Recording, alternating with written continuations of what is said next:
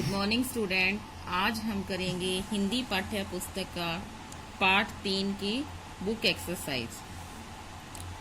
प्रश्न उत्तर हमने कर लिए हैं। आगे है गद्यांश पढ़कर पूछे गए प्रश्नों के उत्तर लिखो। ये जो गद्यांश दिया गया है, पैराग्राफ दिया गया है, इसको आपको पढ़कर इन प्रश्नों के उत्तर देने हैं। आधी रात के 12 बजे हैं। इस शुभ घड़ी में जब संसार सो रहा है, भारत जागकर जीवन और स्वतंत्रता प्राप्त करेगा। एक क्षण इतिहास में ऐसा आता है जब हम पुराने युग से नए युग में कदम रखते हैं। इस पवित्र अवसर पर हम भारत और उसकी जनता की सेवा और उससे बढ़कर मानवता की सेवा का प्रण करें।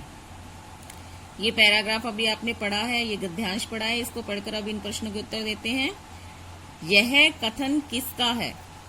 यह जो लाइनें कही गई हैं, ये किसने कही हैं? तो यह कही हैं पंडित जवाहरलाल नेहरू। तो यह कथन किसका है? यह कथन पंडित जवाहरलाल नेहरू का है। नेक्स्ट क्वेश्चन है, रात के 12 बजे को शुभ घड़ी क्यों कहा गया है? तो इसे शुभ घड़ी इसलिए कहा गया है क्योंकि तब स्वतंत्रता प्राप्त की थी। इस घड़ी में भारत को स्वतंत्रता मिली थी, अतः वह शुभ घड़ी थी। तो स्वतंत्रता प्राप्त की थी किसने? भारत ने। इसलिए इस घड़ी को शुभ घड़ी कहा गया है। इतिहास में एक क्षण कैसा आता है? तो इतिहास में एक क्षण ऐसा आता है जब हम पुराने युग से नए युग में कदम रखते हैं। तो जब हम पुराने युग से नए युग में कदम रखते हैं तो यह इतिहास में एक क्षण है। हमें कौन सा प्रण करना है? तो हमें प्रण क्या करना है? जनता की सेवा और उससे बढ़कर मानवता की सेवा का प्रण करना है। जनता की सेवा और उससे बढ़कर मानवता की सेवा का प्रण करना है।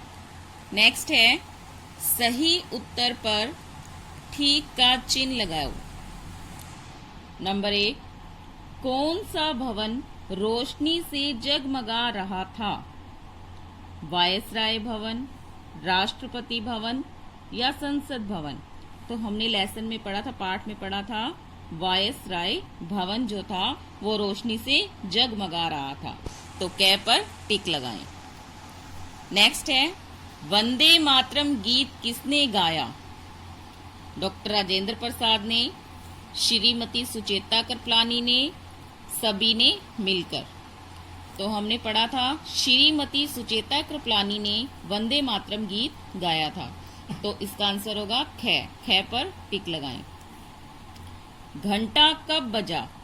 रात 11 बजे, रात 12 बजे, रात 12:30 पर।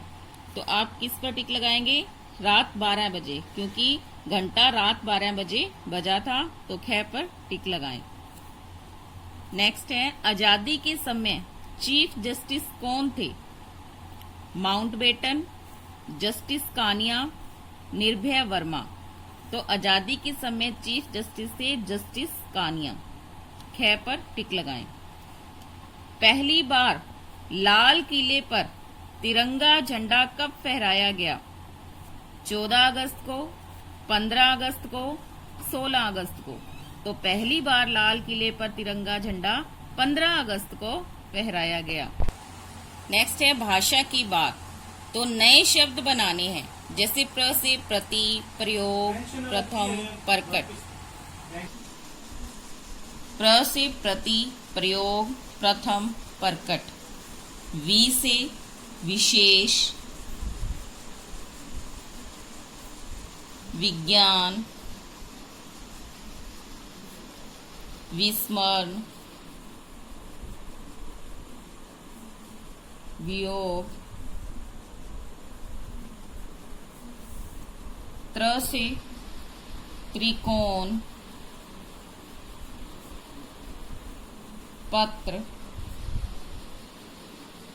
मित्र,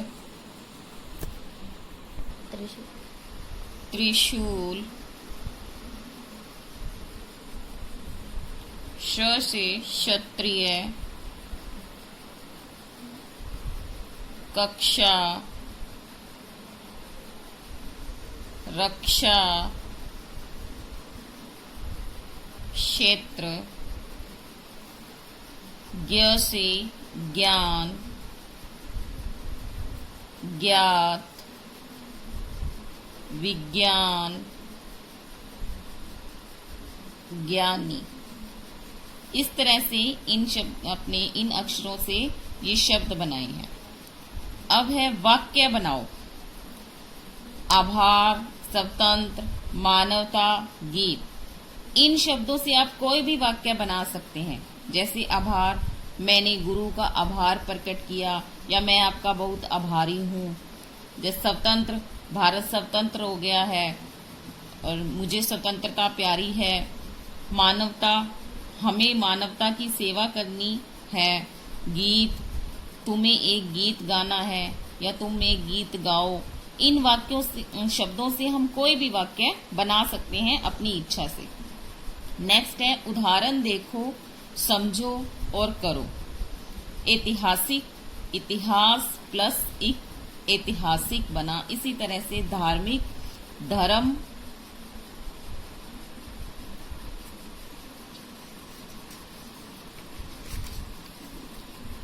धर्म प्लस इक धार्मिक होता है। नैतिक, नीति प्लस इक नैतिक होता है। भौगोलिक, भूगोल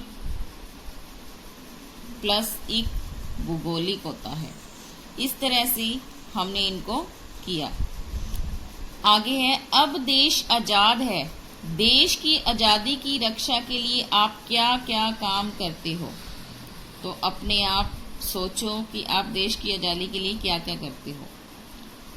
क्रियात्मक गतिविधि है, इसमें आपको क्या करना है, तिरंगा झंडा बनाकर उसमें रंग भरना है। आपको अपनी नोटबुक में तिरंगा झंडा बनाना है, उसमें रंग भरने हैं, कलर करने हैं। सेकंड है एक चार्ट पर भारत का राष्ट्रगान लिखकर कक्षा में लगाना है। तो कक्षा में तो अभी आप घर पर वो लगा नहीं सकते, तो आप एक चार्ट तैयार कीजिए और उस पर भारत का राष्ट्रगान लिखिए। जब भी आप स्कूल आएंगे हम वो ले लेंगे आपसे। तो उम्मीद है आपको ये सब समझ आ गया होगा। धन्यवाद।